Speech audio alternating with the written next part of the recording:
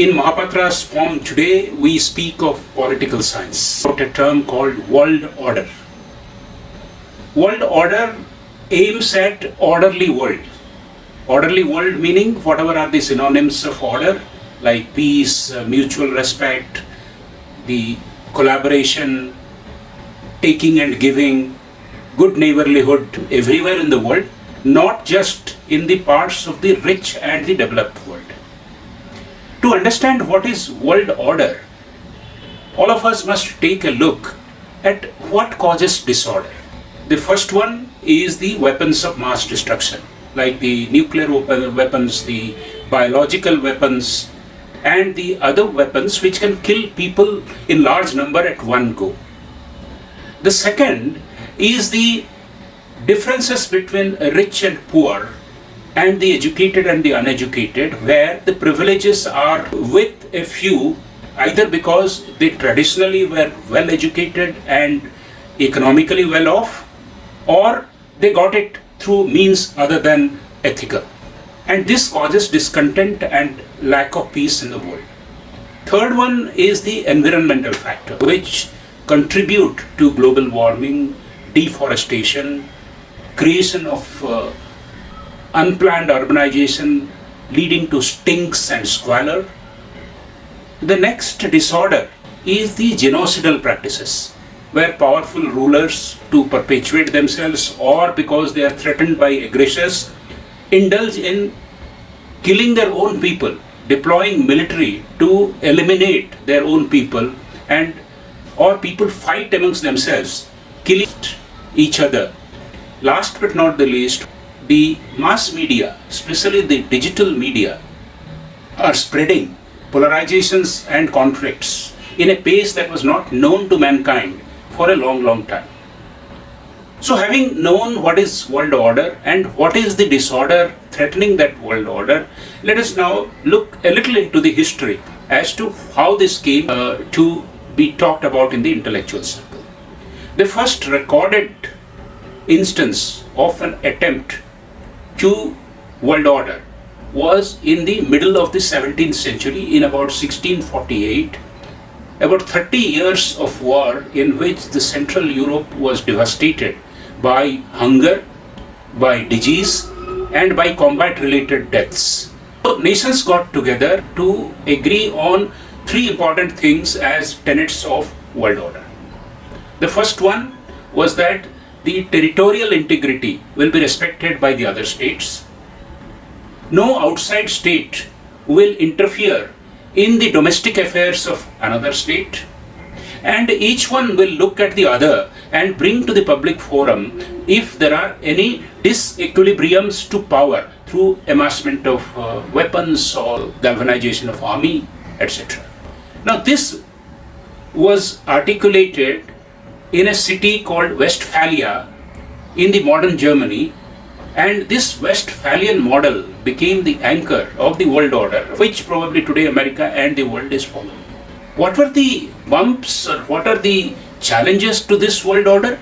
Other regions all over the world, different forces defining world order were coming up. Russia, for example, was defining world order as one single emperor and expanding in all directions that is possible. At the same time, Europe under the Roman Empire was thinking that the emperor's power to expand, the emperor's power to make good with other people should not deter in the world order getting established. In China, for example, the Chinese concept of cultural supremacy and economic wealth to bring people, as they call it, in one harmony under the heaven, as the principle of world order, ruled the Chinese minds, which constituted a large part of the world population for a long time. UK and the Europe started colonizing the world, and this colonization often got interpreted as a way to world order because they wanted to bring up the people in their colonies or the ruled ones to a same level of cultural liberal thoughts and processes. The most significant other cultural thought was the Islamist way of expansion. The whole of Persian Empire and most of the Middle East and part of Asia was taken in to a larger part of the Islamic Empire or Islamic ruled world, was based on the fact that the cultural supremacy or cultural unity led by the teachings of Prophet Muhammad is the way to attain a world order. But today it is quite different, because the world is now more united through means of technology, through means of economic prosperity, through migration of workforce, through education.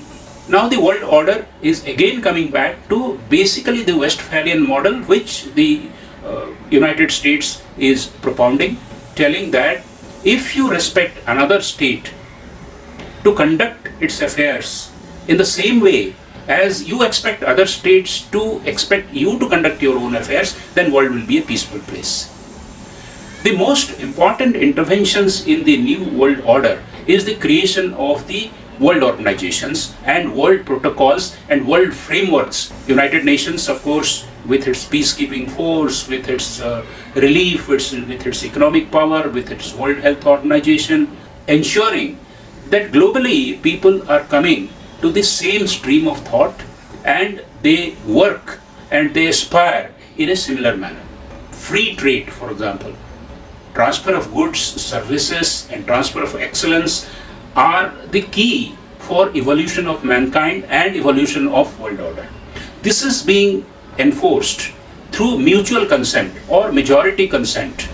Green energy, carbon credits, International Labour Organization, labor practices are taking shape in the last probably nearly 1 century, but more so in the last half century, and more acutely in the last quarter century after internet and digital has come into force, is enforcing an world order which is autonomous and which is taking into its fold, embracing religions and races irrespective of, as I told, wealth, education and previous history of supremacy. Let us expect that there will be a new world order where everybody lives peacefully, grows and is prosperous for keeping himself growing for a long time.